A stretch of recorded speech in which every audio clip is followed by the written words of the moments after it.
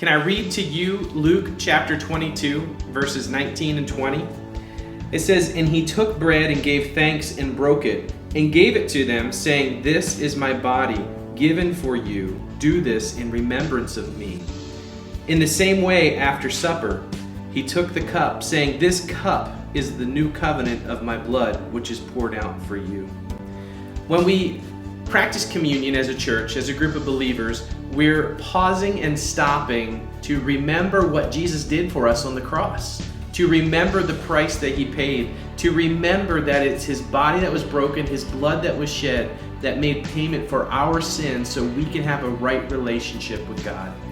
I encourage you to join us this Sunday for communion. If you haven't ever been at communion before, make this your first one. If you've missed communion for many years or for a long time, why don't you come on back and join us for communion?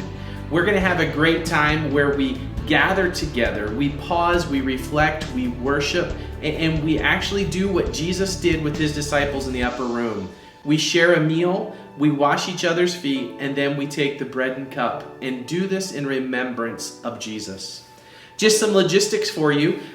We are going to be asking you to bring a sandwich or bring your meal with you. It's not going to be a church potluck, and we're not going to be sharing and spreading food all over the place. But we're asking you to prepare what you need for yourself and for your family, and to come and share a meal together in a room, but eat the food that you bring with you.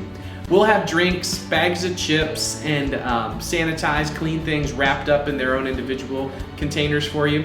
But if you bring your main dish and we share a little extra chips and drink here at church, we can have a great communion meal together.